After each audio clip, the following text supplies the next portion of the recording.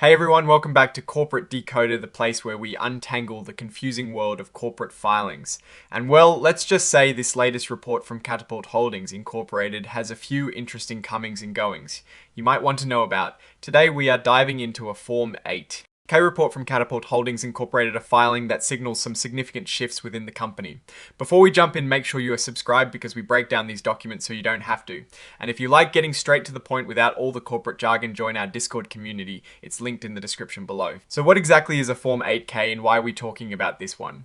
Well, think of it as a current report that companies file with the US Securities and Exchange Commission, or SEC, when something important happens, something that shareholders need to know about right away. It is not a regular report like a quarterly or annual one, but rather an announcement of significant events. This particular report from Katapult Holdings Incorporated, formerly known as KPLT, gives us a peek behind the curtain into some changes in their boardroom. The main story here revolves around leadership. On the 25th of November of 2025, a director named Jeffrey Rubin stepped down from the board.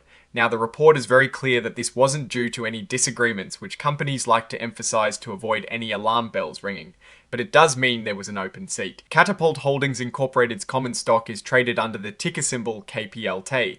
It is important to note that their common stock has a very low par value, which is a nominal amount assigned to shares. In this case, it is $0.001 per S-share. Additionally, the company has redeemable warrants traded under the symbol KPL. These are essentially options to buy shares at a certain price. Mr. Rubin had only been on the board since the 3rd of November of 2025, so his tenure was quite brief. He was actually appointed to the board by a specific entity called Hawthorne, which is a subsidiary of Hawthorne Horizon Credit Fund, a stakeholder in the company. This type of director appointment is governed by specific agreements between the company and the appointing entity, showing how different investor groups can influence board composition. But here is where things get interesting. Almost immediately after Mr. Rubin's departure, the board appointed a new director, Gregory L. Zink. This appointment happened on the 26th of November of 2025, and Mr. Zink is now a Class I director with his term extending to the company's annual meeting in 2027.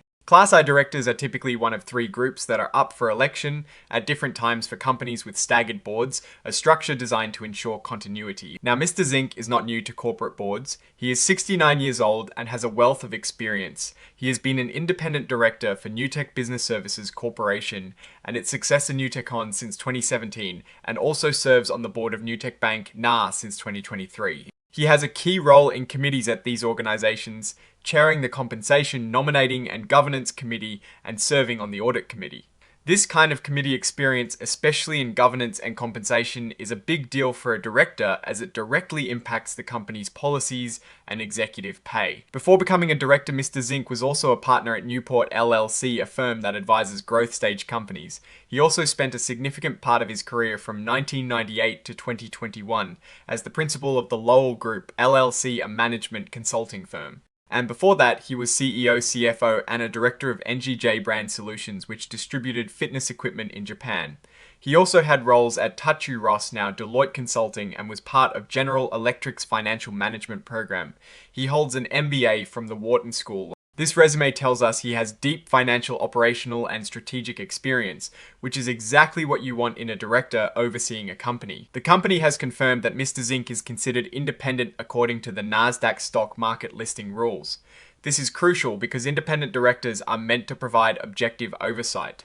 There are no reported family ties between Mr. Zink and other company executives, and importantly, there are no disclosed transactions where Mr. Zink might have a personal financial interest that could conflict with his duties to the company. This absence of related party transactions is a positive indicator of good governance. What is also notable is that Mr. Zink was also designated to the board by Hawthorne upon Mr. Rubin's resignation, again reinforcing the influence of this particular stakeholder. Let us talk about compensation, because that is often a point of interest for investors. For his role as a director, Mr. Zink will receive an annual retainer of $50,000. On top of that, he will get additional retainers for his committee work. $10,000 for the Audit Committee, $7,500 for the Compensation Committee, and $5,000 for the Nominating and Corporate Governance Committee. These committee stipends are standard practice and reflect the extra workload and responsibility involved in specialized oversight. Beyond the cash retainers, Mr. Zink has been granted restricted stock units, or RSUs, under the company's 2021 incentive plan. These RSUs have a grant date fair value of $150,000. This amount is prorated, meaning it is adjusted based on the time remaining until the company's next annual meeting, and these units will vest, meaning they become fully owned by Mr. Zink on the date of that meeting, provided he continues to serve as a director. This performance-based compensation aligns Mr. Zink's financial interests with those of the company's shareholders, encouraging long-term value creation. Finally, the company will enter into a standard director indemnification agreement with Mr. Zink. This is a common legal protection for directors, ensuring they are protected from liability for actions taken in their official capacity as long as they acted in good faith. The report is signed by Orlando Zayas, the Chief Executive Officer, on the 26th of November of 2025. Now, looking at this filing from a bigger picture perspective, the departure of a director so soon after appointment, while not ideal and certainly unusual, especially when connected to a stakeholder designation, suggests there might have been some underlying dynamics at play we are not privy to. The quick appointment of Mr. Zink, however, brings in a highly experienced individual who has held significant leadership and oversight roles. His background in financial advisory and extensive committee experience, especially in governance and compensation, is a positive sign for the company's leadership structure. The immediate appointment of Mr. Zink to multiple committees, the Audit, Compensation and Nominating and Corporate Governance Committees, shows the board recognizes the need for seasoned expertise in these critical areas. His compensation package, which includes both direct retainers and equity grants signaled through the RSUS, indicates the company's commitment to attracting experienced talent and aligning their interests with long-term shareholder value. The fact that these RSUS are prorated and vest at the next annual meeting is a standard but important detail in director compensation plans, preventing immediate profit-taking and ensuring continued service. The most interesting element here is the connection of both Mr. Rubin and Mr. Zink to Hawthorne. This repeated designation by the same entity suggests that Hawthorne is a significant player in the company's governance structure and is actively shaping the board. We would need to look at previous filings or Hawthorne's own disclosures to understand their full stake and strategy, but it is clear they are exerting influence. Overall, the filing itself does not provide financial performance metrics for Katapult Holdings Incorporated, so we cannot directly analyze their financial health from this particular Form 8. However, the changes in directorate can have indirect impacts on financial strategy and oversight. A strong, experienced board can lead to better decision-making, which in turn can positively affect financial performance. The risks for companies like this often lie in market volatility, changes in consumer spending habits, and competition. With Mr. Zink's background in growth stage companies and advisory, he might be brought in to help navigate those challenges and opportunities. In conclusion, the story here is one of board refreshment and stakeholder influence.